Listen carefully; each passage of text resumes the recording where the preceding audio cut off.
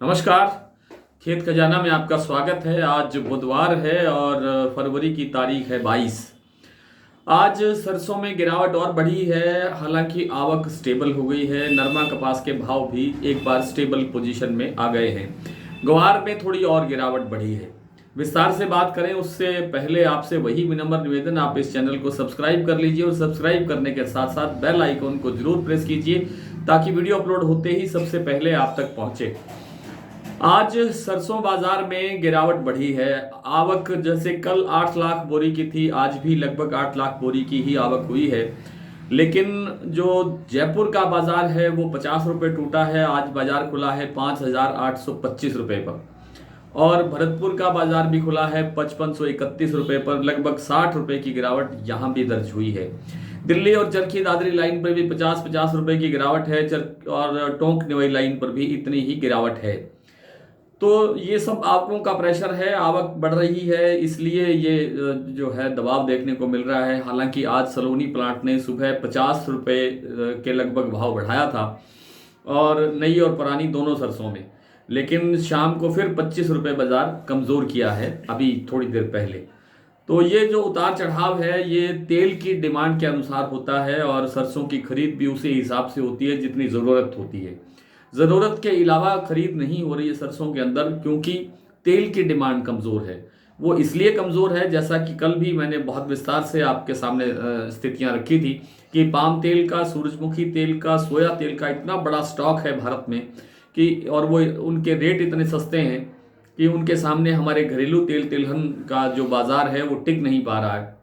एक तरफ ये दावे किए जा रहे हैं कि तेल तिलहन के मामले में आत्मनिर्भर बनाना है देश को, किसान की आय दोगुनी करना है, और हो विपरीत रहा है। हम कुछ वर्ष पहले तक आयात, जो खाद्य तेलों का आयात करते थे, वो बहुत कम मात्रा होती थी और अब जो रेशो है वो 70 और 30 के बीच आ गया है। यानी 30% हमारा उत्पादन है, हमारे बाकी ज़रूरतें पूरी करने के लिए हम 70% तेल बाहर से, विदेशों से आयात करते हैं।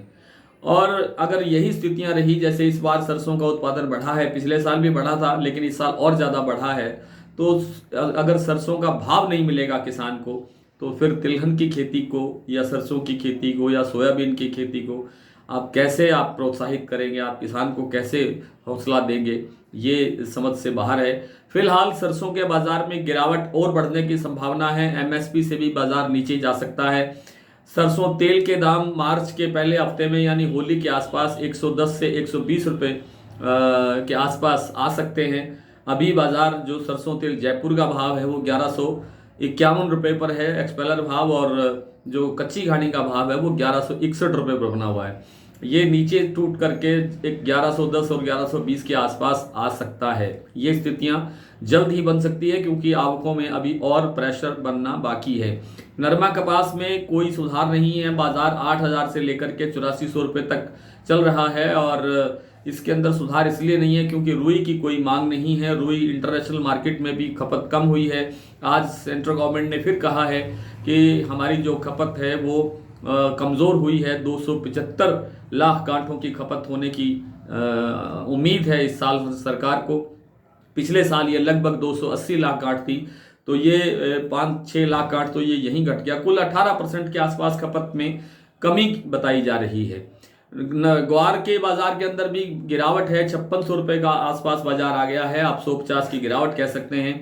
और 5600 के ऊपर भी जो है बिकवाली घट गई है, बिकवाली नहीं है इस भाव में, इसलिए ये भाव यहाँ ज़्यादा दिन तक नहीं रहेगा। बाजार बढ़ना चाहिए।